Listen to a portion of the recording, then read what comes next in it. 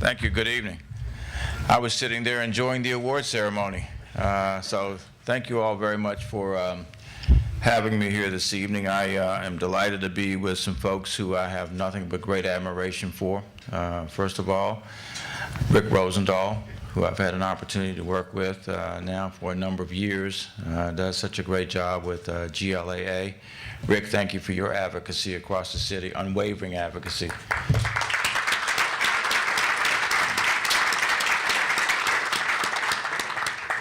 And the gentleman who was, until recently, the president of the Gertrude Stein Club, until I prevailed upon him and said, Jeff, you got to come and take over our operations, Jeff Richardson.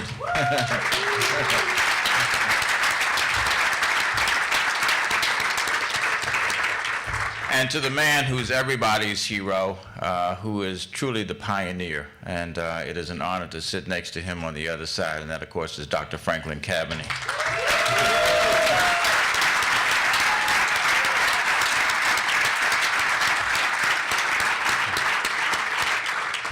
You know, it was interesting to listen to Dana Beyer as she received her award tonight and talk about what's going on in Maryland as we continue to fight discrimination, you know, in this area and across the nation. And I really hope I will do whatever I can to prevail upon the Maryland legislators, the Senate, to pass this bill.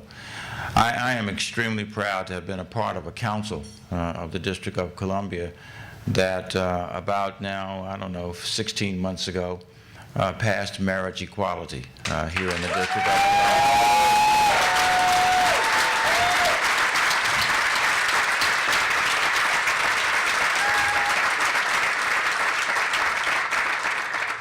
I was pleased to be the chair of the Council of the District of Columbia, pleased to cast my vote, and frankly pleased to be a part of a body that did not have a close vote.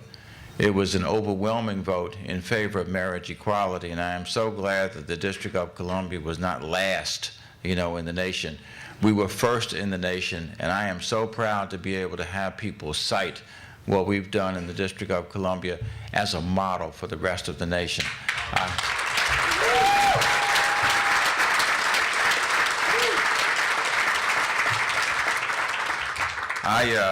A few months after we adopted the bill, I had a visit from the person who is the chairman of the council of Detroit, the city of Detroit.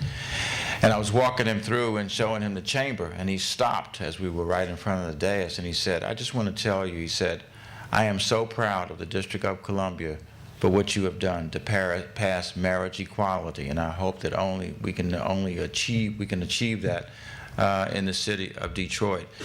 He is a chair, he is a man who is gay, and it was wonderful to be able to stand there with him and take great delight in the District of Columbia being in the lead on an issue that we ought to be in the lead on. You know, I've told a number of people this, I lost friends in the course of that battle. There are some people now who do not speak to me anymore because I was, you know, a supporter and proud to be a supporter. And I want to thank them for finally outing themselves as bigots, because I don't want people like that as friends in the first place.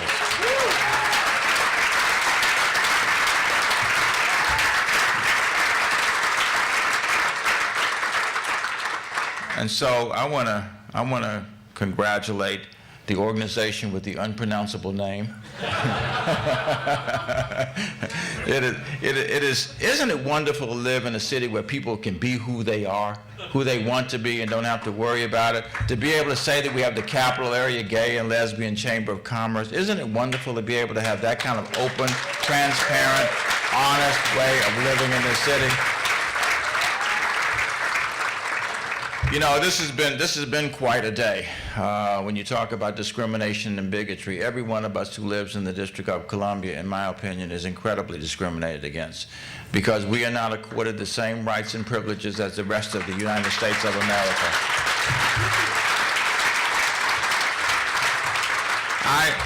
I should not have had to spend most of my day working to figure out how we were going to address a shutdown of the federal government, because the District of Columbia, ladies and gentlemen, is not a department of the federal government. We are a city.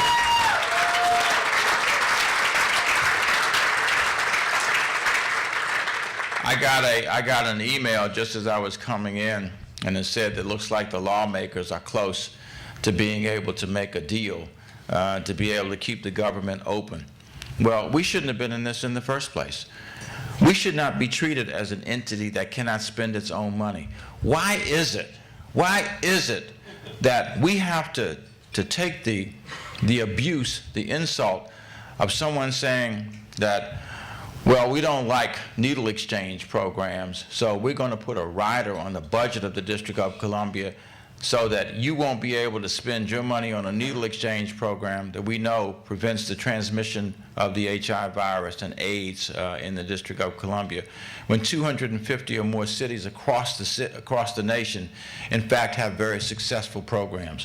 Why should we have riders on our budget that say that we can't provide money for low-income women who would like to have an abortion, when in fact the same body is saying to us, we don't care whether you want a voucher program or not, we think low-income children ought to have an opportunity to have money to be able to get to a quality education. My friends, it is time for it to stop. Just as we mounted a successful campaign to overcome the bigotry against marriage equality in the District of Columbia, it is frankly time for us to mount a campaign to overcome the bigotry against democracy and first-class citizenship in the District of Columbia. And so,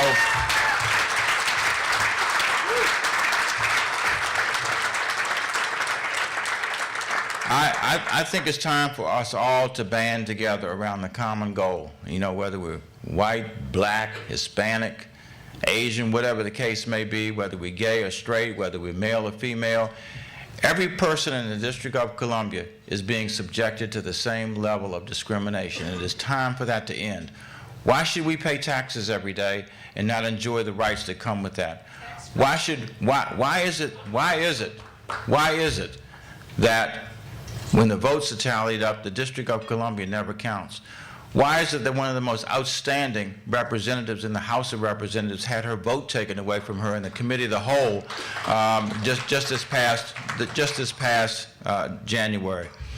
When will the people of this city be outraged enough to say, enough is enough and we're not going to take it anymore?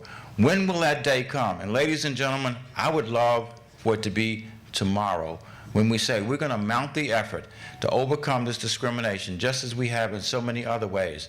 This is a forward-thinking city. This is a city that has done great things, and we deserve to be treated fairly, just like everybody else. Why, if I move to Maryland, do I become a first-class citizen at that stage, but if I stay in D.C., I'm a second-class citizen?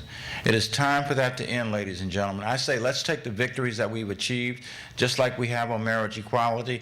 Let's take that same commitment, that same fervor, that same resolve, and translate it into first-class citizenship for every one of the people who live in the District of Columbia. Ladies and gentlemen, I congratulate the awardees. I'm glad I was here to see Dana Byers' award, because I know Dana, and she's a wonderful person and a wonderful advocate. So thank you all for having me. It's wonderful to see such a full room. And let's keep doing what Dr. Kameny urged all of us to do many, many years ago, and that is stand up for what's right in America. Thank you all very much.